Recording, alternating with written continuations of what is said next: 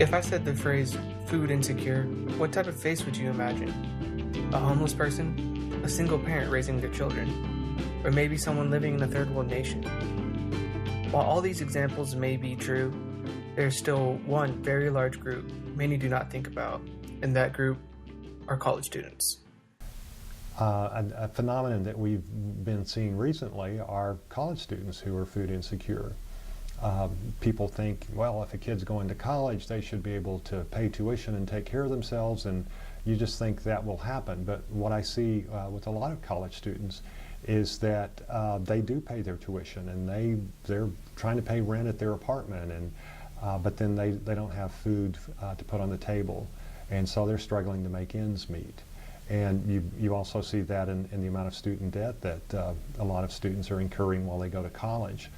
But to keep that debt down, they may be saying, well, I can eat ramen noodles for all 7 days of the week, which might fill your stomach, but it's not a good thing to do. When I started working at the food bank, I came here because food insecurity, hunger was a social issue for me. But as I've been here, I have started to realize the relationship between hunger and education, and I've seen that relationship between hunger and health. We see it especially with young children, that if they're hungry and they go to school, they don't perform well. Well, I'm assuming that the same thing happens with students who are hungry and they have classes to attend, and if they're hungry, they're not paying attention. They're not getting the full benefit from the classes they're attending because they're coping with being hungry. But you may find yourself wondering, what is food insecurity? So this isn't about the sensation of hunger, like kind of having the munchies, but it's also, it's not necessarily utter starvation, like a famine or a drought. But when we say that about 1 in 6 Texans are food insecure, we mean that at regular times during the year, these individuals or families don't know when they're going to eat, what they're going to eat, how much they're going to eat. It's a real struggle or a question. They may have to skip meals. It's not even a question. They're going to be eating things that they wouldn't choose to if they had other options. However, thanks to the Rec Hunger Food Pantry, Tech students that face this problem now have help. Well, I have been informally, kind of the food pantry coordinator and really just the organizer at the beginning. And as the pantry has been in operation, that's transitioned into food pantry coordinator. So I help oversee the operating day-to-day kind of parts of the pantry. And really this has been an effort that isn't just with one student or one organization or one department on campus. It's been a collaboration of different departments, from the nutritional sciences to the International Culture Center to graduate students to undergraduate students. So really faculty members that have come together, and so really it's been a holistic approach that we have people from all over campus who care about this issue and want to help with this issue. And the help didn't end there. With the pantry gaining momentum, the various team members now had new challenges to face. Our first challenge, I would say, or opportunity to solve, was to get food on the shelves. And so our outreach coordinator, Dylan Bailey, did that. And so he helped us get connected with media.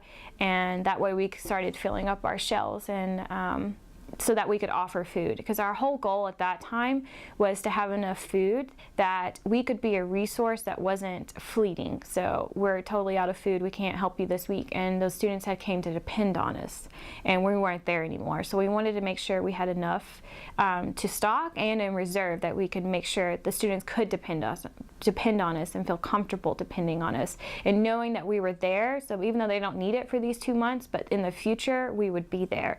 And so that was our first main goal that we wanted, and so we were able to achieve that. And then our next challenge was the space. So we have the Graduate Center here, and we're able to really put it here in that sense at that time. And what was really important to us is that sometimes hunger in this initiative can bring a lot of stigma, and we wanted to minimize that.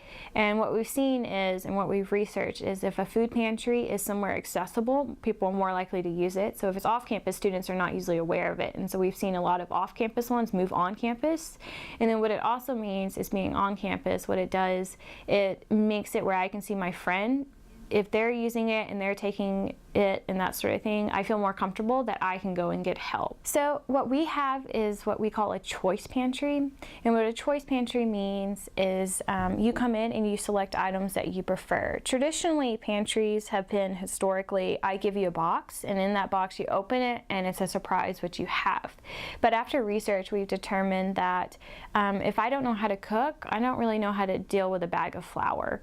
But if a family of 4 and the mother or the father really enjoy cooking, they could maybe use 2 bags of flour.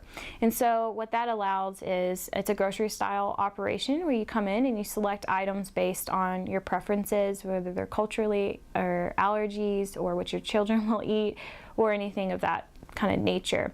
And that really empowers the visitors or the clients of a pantry so that they can have control over this, because sometimes they don't have control over whether they're food insecure or not. It's just something that their situation and where they're at in life, it's just a reality and there's not much they can do about it. In addition, as we've been talking about here, college students and graduate students, in particular international students, but students overall, those who are independent students, are at particular risk of food insecurity because their full-time job, ideally not in all cases, but their job is to be a student, but tuition rates are going up. They've got to work sometimes 1 or 2 jobs while they're doing that, and often those are not incredibly well-paying jobs, or they're limited from working additional jobs if they're, say, a graduate student who has an assistantship, and so they have a very limited stipend and they may be raising a family. That's another one of those groups that we're now becoming more and more aware of. So when we think about food insecurity, we've got a number of, again, kind of faces or particular populations to be thinking about that are most at risk. But with the pantry only been around for a year, and actually graduating in the summer of 2017, more uncertainty lies ahead. However, there are still many goals Ashley wishes to see the pantry accomplish. Since I'll be graduating in a year, the biggest thing I'd like to see with the pantry is that it continues to be this resource for students, and that it continues to be a student initiative, and that we're all in this together. And sometimes I might not be food insecure, but my friend is, and if I'm there working with it, then they're more likely to come and get help, and I can be that voice and that helping them in that sense.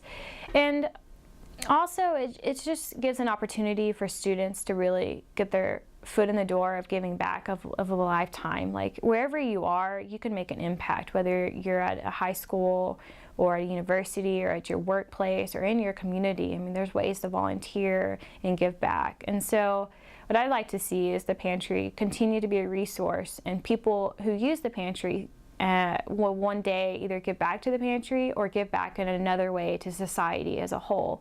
Because we all need help sometimes, and I feel like if we all give back when we don't necessarily need help, then at those times when we need help, it'll be there. And so it'll just be this kind of process where when I have time or resources I can donate, then I'll be more likely to do it because I've gotten help. And so just kind of breeding this culture of giving back in that sense. And that's kind of what I'd like to see with that. It's something that's very important for people to think about, that if college students and who we have no reason to think this is because of any moral failings, who are working hard at their studies, who are working hard to raise families, and earning an income at their jobs, if they are still struggling to make ends meet, then that should help us understand that this problem of food insecurity is significant.